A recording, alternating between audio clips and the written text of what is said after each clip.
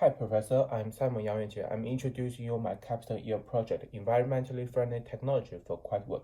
These are my three teammates, and this is my supervisor. I will go through this project from introduction, objective, methodology, results, conclusion, limitation, and recommendations.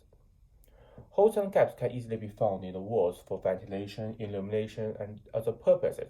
However, sound passing through these holes and decrease the sound insulation performances. To simulate and improve sound insulation performance, three different situations are studied. The first is the empty hole in a sea wall. It is compared to the theory, and the second, it is the empty hole in a thick wall. It is a more realistic situation, but we'll find some limitations in its sound insulation performances, so that we comes out a third solution. Hole wrapped by sound absorption material, it can achieve a good sound insulation performance in all frequency range. Console is used to simulate the problem. As you can see, the sound wave, the plane wave is coming through the inlet side, going through the small hole and getting to the outlet side. These are three most important domain conditions. We will discuss later.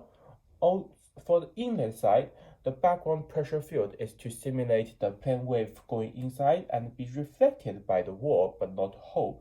The spherical wave radiation is to simulate the wave reflected by the hole. It is more like a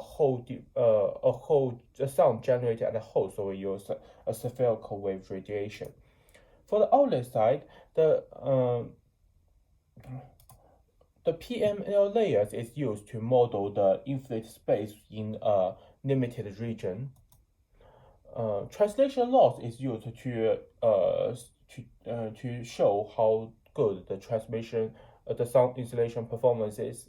It is calculated by 10 log 10 inlet power divided by outlet power, and the inlet power is the instant wave energy, and the outlet power is the actual sound power passing through the hole, so that the bigger translation loss, the better the sound insulation performance is. And the translation loss can actually be negative, implies that the power transmitted through the hole exceeds that incident upon the hole. And let us move to the first part, empty hole in a seawall. As we can see, in low frequency range, the sound insulation performance are the same as 0.92 dB, 95 dB and for different hole size.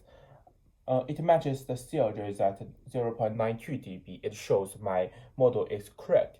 And for the second part, empty hole in a thick wall, it shows that the more thicker the wall is, and the better the translation result is, and for the smaller cutoff frequency is. And for the smaller hole size, the transmission result goes better, and the bigger the cutoff frequency is.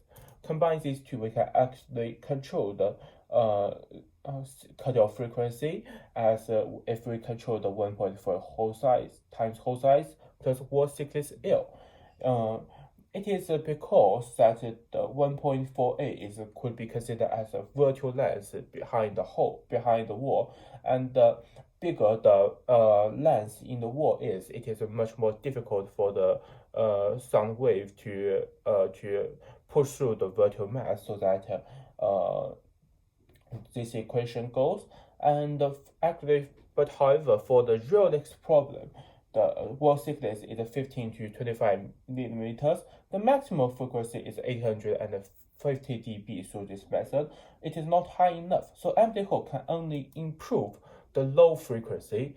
So we come to the third situation, that the hole wrapped by sound absorption material. As we can see, the bigger sound absorption material proportion is, the better the translation loss at higher frequency.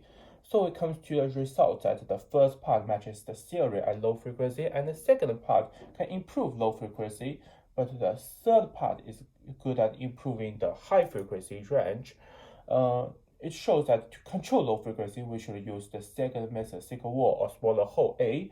To control high frequency, we should wrap more sound absorption material. For limitation part, as the coronavirus, we can't do the experiment. So in future, if we can do it, and we didn't do different shapes of the holes, I assume they are very similar to the circle hole.